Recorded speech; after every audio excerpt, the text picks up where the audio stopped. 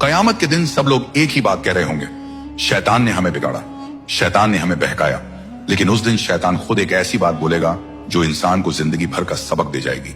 कयामत का दिन होगा, आसमान तोड़ दिया जाएगा, जमीन बर्फ की तरह पिघल रही होगी, हर तरफ अंधेरा, चीख, अफरा तफरी होगी, लोग दौड़ रहे होंगे, कोई हिसाब से भाग रहा होगा, कोई अपने गुनाहों से।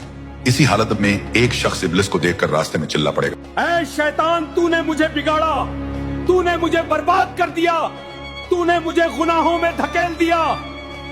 इब्लिस रुक जाएगा, उसकी आंखों में एक अजीब सी बेचैनी होगी, मगर चेहरे पर जरा सा भी पछतावा नहीं।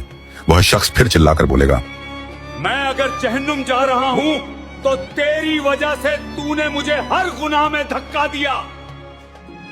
आसपास मौजूद लोग रुक कर देखने लगेंगे। अब शैतान क्या जवाब देगा? हवा थम जाएगी, सन्नाटा छा जाएगा और इब्लिस बड़े सुकून से कहेगा, मैंने तुझे कब धक्का दिया? मैंने कब तेरा हाथ पकड़कर गुनाह करवाया?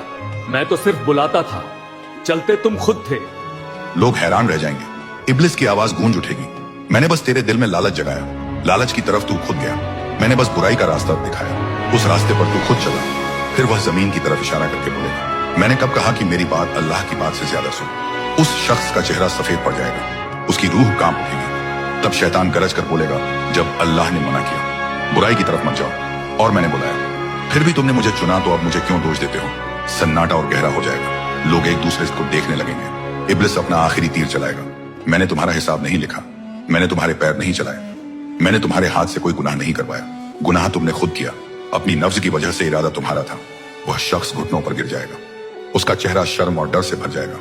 इब्लिस हल्की सी मुस्कुराहट के साथ कहेगा, अल्लाह ने तुम्हें अक्ल दी थी, इल्म दिया था ताकि तुम गुनाहों से बचो। क्या तुमने नहीं सुना था कि मैंने अल्लाह से कहा था, मैं तेरे सच्चे और नेक बंदों को नहीं बहका सकूंगा? तो अगर तुम बहक गए तो सोच लो तुम किस रास्ते पर थे, और फिर एक सख्त सच्चाई सब पर खुल जाएगी। जिम्मेदारी हमेशा अपने अमाल की होती है। कयामत के दिन न शैतान किसी का बोझ उठाएगा, न दुनिया, न वह लोग जिनके लिए तुमने दुनिया में अल्लाह को भुला दिया था। हर इंसान अपने अमाल के साथ खड़ा होगा। गुनाह का बहाना शैतान नहीं, गुनाह का फैसला इंसान खुद करता।